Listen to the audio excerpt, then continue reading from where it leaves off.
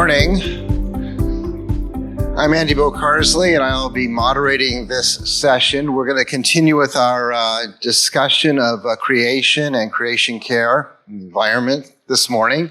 Our first speaker is Joanne Moyer from the King's University, and we're ready to get started. Okay, thank you. Good morning. My name is Joanne Moyer. I come to you from the Aspen Parkland in Treaty 6 territory. So the research I'm presenting on today is an investigation of environmental engagement among Mennonites in Canada through a content analysis of the Canadian Mennonite magazine. This magazine is a primary forum for nationwide conversations for members of Mennonite Church Canada, which is a conference, and the research provides a longitudinal window into environmental activities, theological conversations, and opinions and debates from multiple facets of the Mennonite Church Canada conference community. This research came about because since about 2007, I have been collecting a rough record of environmental articles in the magazine, literally reading it and dog-earing pages and then writing it down. I serve on the Council of the Mennonite Creation Care Network, so I was doing this as a way to collect Canadian stories for a binational organization so they could tell our stories on the website. And I thought, well, I've got all of this information, we could do something with it. So in the fall of 2021, I hired a student research assistant to help me do a more systematic search and analysis of the magazine. So Julia, my student, started by going through my rough record and filling in gaps, so periods when I was out of the country, digital content that I hadn't accessed, that kind of thing. She rechecked the volumes in my records and then also filled in the earlier volumes from before my records started, going back to the beginning of the digital archives, which started in 2003. And so she was skimming titles and also searching keywords. So we ended up with an analysis from 2003 through 2021. All of the items that we identified with environmental content were entered into an Excel file. You can see part of it there. And we identified whether articles just mentioned something environmental, so maybe climate change included in a list of topics of concern, or if the entire article had an environmental focus. And for those focused articles, those were all analyzed using NVivo qualitative coding software to identify patterns and themes. The research questions which guided that analysis were: what are trends over time? What areas of environmental concern are addressed? What types of activities are described? Which actors and organizations are involved? And what ethical or theological motivations and justifications for environmental engagement are discussed? So before going into that analysis, I just want to provide a bit of framing and context for environmental work within the Mennonite community in Canada. Mennonite Church Canada and the conferences that preceded it have been active on environmental issues in some capacity since the 1970s. So, for example, the first statement with an environmental focus was released in 1977 to address the energy crisis of the time. That statement was followed by several others that I've listed on the slide, including the 1989 statement, which resulted in the creation of the Mennonite Environmental Task Force, an agency that spearheaded environmental awareness work for 2 binational conferences for about a decade. Among other things, they hosted a Creation Summit in 1995 and subsequently published a book of essays about Mennonite theology and the environment that was published in 2000.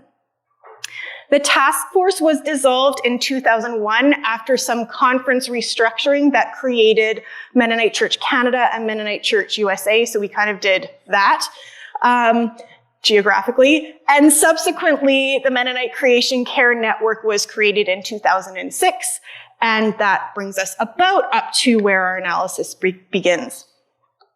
So I will address each of the research questions, starting with trends over time. So you can see two figures here. The first one shows the number of environmental articles by year over the research period. The blue line at the top is all of the articles. The brownish red one at the bottom is the mentions, and the green line in the middle is the focused articles. And then the other one shows the percentage of content per issue by page, and that's just looking at focused articles. So both show some fluctuations, but kind of a general trend of stable and maybe increasing content right at the moment. So I'll offer a few guesses to explain some of those fluctuations. There's a peak you can see around 2005 to 2008. This is the period during which the Mennonite Creation Care Network was formed. Mennonite Church Canada adopted several creation care resolutions that I'll reference later, and all of that seemed to lead to some pretty robust conversations. There's also a dip you can see in 2015 that likely relates to two significant decision-making processes within the church community that happened in 2016, one about sexuality and one about restructuring the conference again, both of which consumed a lot of energy for several years. I can tell you from experience, if at a church conference people have the choice to go to a workshop about sex or one about creation care, they go talk about sex. So, and then finally, we also looked at authorship. So there were over 600 different authors for all these articles, and the top 10 authors of environmental content were staff writers, mostly regional correspondents. So what that indicates to me is that this environmental sustainability content was coming from a broad swath of the community, not just a small fringe. There were also, though, several regular columnists who frequently contributed environmental sustainability content, and these were typically voices that were pushing the more radical edges of the conversation. So next we'll look at areas of environmental sustainability that were discussed in the magazine and also how they were addressed. So the table here shows the categories that emerged from the analysis in order of frequency, and I'll comment on a few of the top categories, and you'll see some headlines from some of the articles. So the top category, maybe not surprisingly for Mennonites, was food and agriculture. These articles discussed concerns about harming or protecting land through farming practices, consumer choices, and also food justice. There was also dialogue between farmers and consumers addressing different perspectives on what sustainability means in a food production and consumption context. Next, we have climate change. So skepticism about climate science can be a barrier in some faith communities, but in the Canadian Mennonite articles largely accepted climate science. Every so often there was someone who would challenge accepted climate science, and that always provoked a bunch of passionate corrective letters and subsequent issues. So overall, fairly general acceptance of science.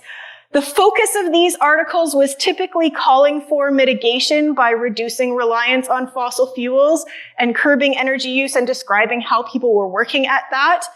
And while it was clear that this community sees opportunities in technical fixes, such as alternative energy, reducing consumption and energy use was the dominant solution discussed. Then we also had quite a number of articles about Indigenous concerns.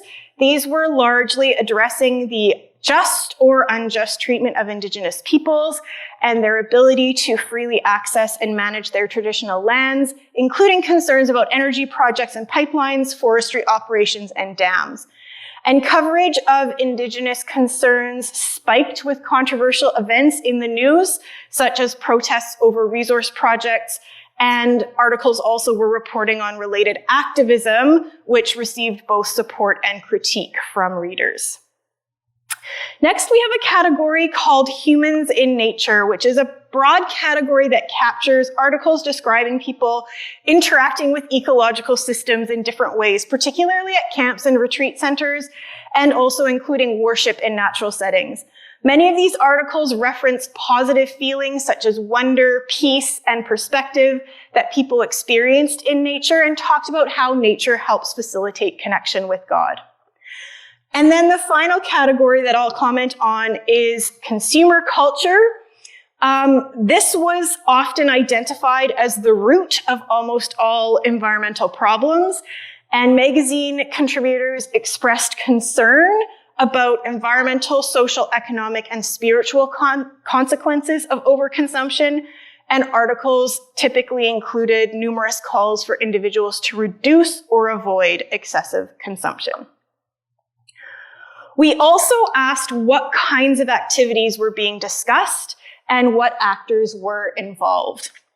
So we divided actors into 3 groups: individuals, internal organizations that serve the church community, so congregations, conference institutions, schools, camps, that kind of thing, and then external agencies, or external organizations, which are agencies that provide relief and other services beyond the Mennonite community and internationally. So, for example, the Mennonite Central Committee. There was one action approach, education and dialogue, that was prominent across all 3 groups. This involved individuals seeking and reporting on information, engaging in conversations with others about environmental sustainability, often by attending events that were facilitated by both the internal and external organizations. So looking at individual action, this emerged as a very significant theme in the activities and approaches described in the magazine. And there were 2 primary approaches. One was mindful consumption, which involved reducing consumption and making choices intentionally to match key values such as stewardship, justice, simplicity, and peace. So people were talking about buying less, thrifting, and buying ethically made, fair trade, or sustainable products. And then in terms of activism, there were articles describing individuals pursuing organized political activism, such as participating in protests, marches, and letter writing campaigns. And this activism was addressing both local concerns, such as water contamination, and global concerns, such as climate change. In terms of the internal organizations, the primary action responses were projects aimed at making organizational operations more environmentally sustainable through both technological and behavioral approaches. So I'll just go through a couple of examples. Mennonite Church Canada, as I mentioned before, passed some resolutions in 2007. One was a creation care affirmation statement, and another was about reducing energy consumption at national assemblies. And then there were subsequent articles assessing and wrestling with the greening of gatherings. There was also some advocacy within Mennonite Church Canada. So, for example, former executive director Willard Metzger attended 2 UN international climate change conferences. Universities and congregations were doing similar things, lots of technological kind of greening, like installing solar panels, and also lots of community gardens. And then camps. Camps were interesting because reporting on summer camps, there was lots of articles about summer camps, but they didn't feature much environmental sustainability content. A little bit about things like reducing food waste or, working at sustainability of built infrastructure. And of course, they were involved in providing those nature experiences that I discussed earlier, but the links between those experiences and sustainability education weren't often made very explicitly. And then finally, the external organizations. So these were mostly relief, development, and justice organizations, such as the Mennonite Central Committee, who were delivering projects intended to lessen the impact of environmental problems in other countries, especially on water and agriculture, and also including climate change. MCC also has projects in Canada, and significant ones of those include thrift stores, lots of love for MCC thrift stores, and educational publishing projects. And then I just also wanted to mention community, formerly Christian peacemaker teams, because they played a significant role in advocacy and solidarity work with Indigenous communities, protesting water pollution, forestry operations, and pipeline projects on Indigenous lands. Across all these action responses, education and dialogue, development and relief work, and individual mindful consumption were the most prominently reported activity types. Activism and advocacy were reported with more frequency in recent years, but also generated the most controversy. And then finally, we look at the theological and ethical motivations and justifications for environmental engagement that were discussed in the magazine. Some of these are common across Christian groups, and others are a bit more uniquely Mennonite. So first we have stewardship, which I'm sure is very familiar to lots of people here. Scripturally grounded theological motivation with roots in the creation stories of Genesis, pointing to God the Creator and the mandate of human creatures to care for that creation. This was the most commonly cited theological foundation. The second was eco-justice. So this is linking environmental concerns with social justice issues. In the magazine, most eco-justice discussions were looking at the unequal distribution of environmental consequences globally, especially how the impacts of Western consumption are felt most by the most vulnerable and those least responsible for creating them. Then we get into some of the more uniquely Mennonite ones. Simplicity is a Mennonite theological and cultural ethic which relates to discipleship, which I'll talk about in a minute, and that mindful consumption action approach I described earlier. While the centrality of simplicity ethics and practice were presented in the magazine as a given within our community, contributors recognized and wrestled with the complexities of living simply within a culture of excessive consumption, and readers were exhorted to embrace simpler lives for their spiritual health, for the well-being of the planet, and as an act of justice towards those who have less. Then we have eco-pacifism. Mennonites also have a long tradition of pacifism and peace work. In the magazine, there were various articles discussing interconnections between violence between humans and environmental harm, and also how a commitment to nonviolence should also be applied to creation. And Mennonites also place strong emphasis on discipleship in terms of following Jesus' teachings and being faithful to God rather than the world. And this ethic was used by magazine contributors to encourage and support environmental sustainability, affirming that living as radical disciples was part of their cultural legacy, so being countercultural, and recognizing how discipleship rooted in community can provide power in numbers. These theologies and ethics were flexible and interconnected, and I'm going to illustrate that with a quote from Leah Reeser-Keller, written in 2021, she was the former executive minister of Mennonite Church Eastern Canada. So she wrote, "Simple living and good stewardship of resources are foundational parts of my Mennonite faith heritage, one that I hold dear even when inconvenient. In the face of the climate emergency, all of us need to make choices that are inconvenient as we commit to following Jesus with costly discipleship. In true relationship with God, we are transformed by God's grace and love in our lives and cannot help but share that love with the world." So just to summarize as I close, this analysis demonstrated a sustained, though fluctuating trend in the environmental sustainability content in the magazine, and a currently, it appears, growing level of interest.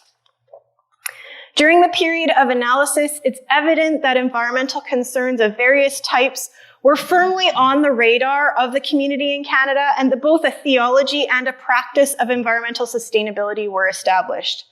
At the same time, there was some disagreement about what environmental sustainability and related action should entail, especially with respect to more radical activism. In terms of action, education, dialogue, and individual responses were the most common approaches, with more emphasis on personal transformation than trying to affect systemic change at the societal level. There was also a strong message from some contributors that the community response was insufficient in the face of the crisis at hand. This analysis is broad and shallow. It also provides a view of the landscape, but it also provides a foundation for more in-depth studies, which I'm planning to pursue this coming year, and you can ask me about if you're interested. So just a few acknowledgements. A big thank you to my research assistant, Julia, who was a superstar wading through an immense amount of materials with great efficiency and also applying very thoughtful analysis. I thank you for your attention, and I welcome your questions and comments. Thank you. It's good that there are people who care. But what about the difficult questions, like turning down the central heating during the winter And how about traveling to work every day? Is there a kind of real program to try and economize on the energy there? There were some commuter challenges, so that showed up some places. I wouldn't say there's like a systemic, organized program to do some of that kind of thing, because different people are doing things in different places. So it's not like, the whole church is saying you should do these things. I don't know if that answers your question, but I mean, it's a bit piecemeal in terms of who's pushing what kind of thing. Thank you very much for your presentation. I just wanted to comment that I think the Mennonite Church was very early on a pioneer in thinking about some of these things with the More with Less cookbook, which I can still remember. I mean, can you comment on the impact of that particular book? Well, so in Julia's analysis, there's a whole code just for cookbooks. So I think maybe that answers your question. But yeah, definitely that was a big, and there are blog series from recently, written by people who were born after that cookbook was published, who are still writing about it. So yeah, that certainly has shaped, I think, part of that centrality of simplicity ethics within, in a modern way, right? Simplicity doesn't mean driving a horse and buggy. It means responding to the global world in a particular way. Joanne, speaking of cookbooks, this was a tasty talk and rich. Thanks, John. You've got some things there for us to chew on to push that. Okay. Thank you so much. And I wonder if this methodology you're using is transferable, if other people are using it. This strikes me as a very interesting way to move us all forward. Hmm. Yeah, I'm trying to remember. I saw someone else had done an analysis of the magazine on something completely different, like hymnals or something, or I can't remember what it was, but I think it's something that could be applied in different, to different denominational magazines to get a sense of what are people talking about and how are they talking about it, for sure.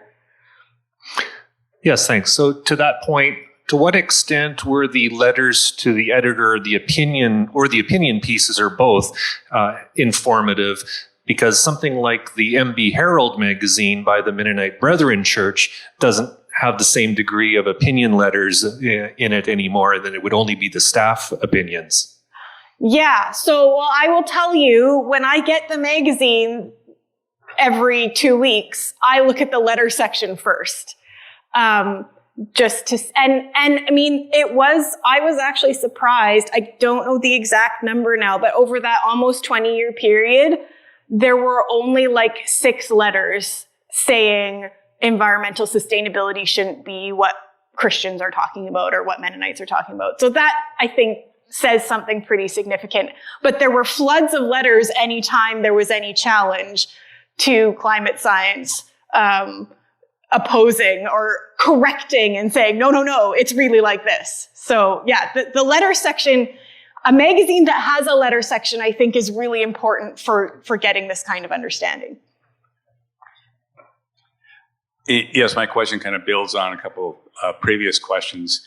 And how much do the writers in the magazine reflect the rank and file? I'm thinking I've worked for over 20 years with New York's extension system, and colleagues who worked with farmers, including Mennonite farmers, said that Mennonite farmers are among the heaviest users of pesticides in New York.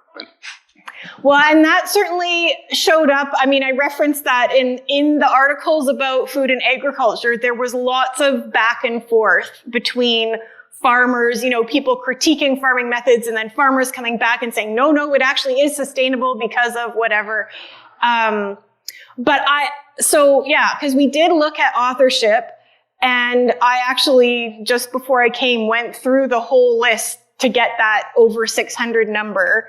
And so there were, big chunks from the people who are staff writers, because obviously they're writing more articles, but also lots of other people who were, and there are lots of special to the Canadian Mennonite articles where people who are from the rank and file, as you're calling it, would be contributing. So it was coming from all over the place. It's not, because I was really curious, is it just coming from these fringy people who are writing